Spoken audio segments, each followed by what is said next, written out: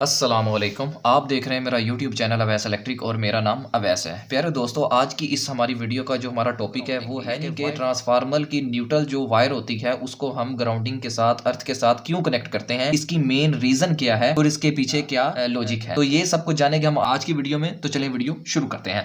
सबसे पहले जो हम ट्रांसफार्मर की न्यूट्रल को अर्थिंग करते हैं उसको हम अर्थिंग नहीं बोल सकते, उसके अर्थिंग बोलना गलत है। इंटरव्यू में भी यही सवाल किया जाता है जिसका जवाब हम अर्थिंग में देने से फेल हो जाते हैं। ट्रांसफार्मर की जो न्यूट्रल को अर्थ किया जाता है उसे हम ग्राउंडिंग के नाम से जानते हैं। आखिरकार हम ये जानते हैं कि ट्रांसफार्मर की न्यूट्रल को ग्राउंडिंग क्यों किया जाता है। देखिए, जब भी आपका सिस्टम अनबैलेंस रहता है, जब भी आपके तीन फेज होते हैं, इनमें अनबैलेंस करंट फ्लो होता है, उस अनबैलेंसिंग की वजह से आपके न्यूट्रल का जो पोटेंशियल होता है वो जीरो नहीं रह पाता। अगर किसी वजह से आपके न्यूट्रल का जीरो वोल्टेज पर नहीं रह पाता तो उस कंडीशन में हम उसको फ्लोटिंग न्यूट्रल कहते हैं। फ्लोटिंग न्यूट्रल की कंडीशन को अवॉइड करने के लिए हम ट्रांसफार्मर की जो न्यूट्रल होती है उसको हम अर्थ के साथ कनेक्ट कर देते हैं। याद रहे, जो हमारा अर्थ होता है उसका पोटेंशियल जीरो होता है, इसलिए हम फ्लोटिंग न्यूट्रल को जीरो रखने के लिए ट्रांसफार्मर की न्यूट्रल को अर्थ के साथ कनेक्ट कर देते हैं। दूसरी रीजन जो है वो है लाइटनिंग की, यानी कि हमारे पास तीन फेज हैं, आर, वाई, बी और न्यूट्रल। अगर इन तीनों फेजों में से किसी के ऊपर भी लाइटनिंग होती है, यानी कि इन तीन फेजों में किसी के ऊपर भी आसमानी बिजली गिरती है,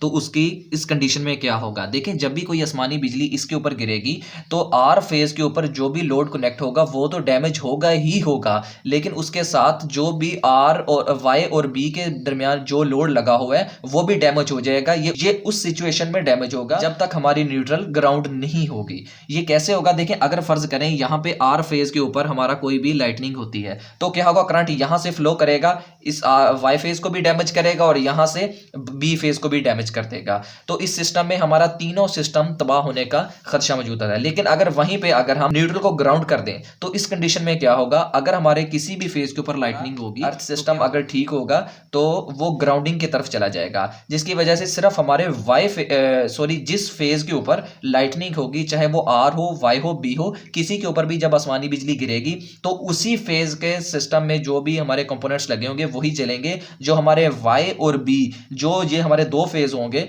तो उनमें हमारी बचत हो सकती है। और इसके अलावा अगर हम न्यूट्रल को अर्थ नहीं करते हैं तो उस सिलसिले में कहीं भी लाइटनिंग होगी, अर्थिंग ना होने की वजह से, ग्राउंडिंग ना होने की वजह से हमारा पूरा ट्रांसफार्मर भी जल सकता है। ये तो हो गई हमारी सेकंड रीजन। अब थर्ड रीजन के बारे में हम बात करते हैं कि हमारे घर में जो भी लोड कंपोनेंट हमारे लगे होते हैं या हमारे घर में सिंगल फेज या थ्री फेज सप्लाई आ रही होती है, वो एक फेज न्यूट्रल के जरिए आ रही होती है। यानी कि एक फेज और एक न्यूट्रल को अगर हम देखें तो उसमें हमारे 220 वोल्ट होंगे। ठीक है, तो इसी तरह अगर हमारे घर में कंपोनेंट्स जो आमतौर पे चल रहे होते हैं वो 220 वोल्ट के ऊपर होते हैं। इस कंडीशन में अगर हमारे ट्रांसफार्मर की जो न्यूट्रल वायर है उसको हम ग्राउंड नहीं करेंगे तो इस सिलसिले में क्या होगा। देखें, फर्ज करें हमारे पास आर, वाई, बी, ये हमारे पास तीन फेज है और ये हमारे पास एक न्यूट्रल है। इस न्यूट्रल को हमने ग्राउंड नहीं किया हुआ। फर्ज करें हमारा बी फेज या वाई फेज कोई भी एक इनमें से टूट जाता है। अगर इसकी कट करने की सूरत में क्या होगा कि ये जो हमारा न्यूट्रल पॉइंट होगा ये भी एक फेज की तरह रिएक्ट करेगा। वो कैसे करेगा मैं अभी आपको समझा देता हूं कि देखिए, ये वाई फेज है,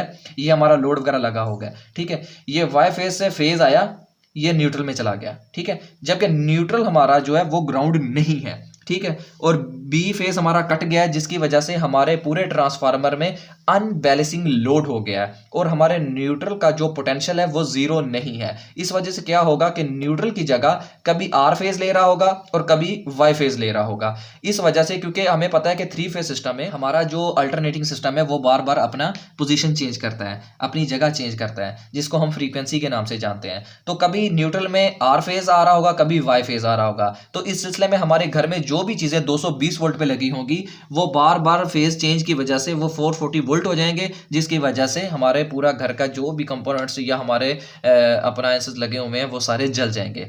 लेकिन इस सिलसिले में अगर हमारे न्यूट्रल ग्राउंड होगी तो अगर कोई भी फेल हो जाता है, हमारा फेज आर, वाई, बी, इन तीनों में से कोई भी फेज फेल हो जाता है, न्यूट्रल ग्राउंड की वजह से इसका पोटेंशियल जीरो होगा और हमारे जो भी कंपोनेंट्स लगे होंगे वो बच जाएंगे। अगर आर, वाई, बी किसी में भी एक फेज टूटता है तो हमारा जो भी करंट होगा वो ग्राउंड हो जाएगा और हमारे यहाँ पे लगे कंपोनेंट जो हैं वो भी बचे रहेंगे।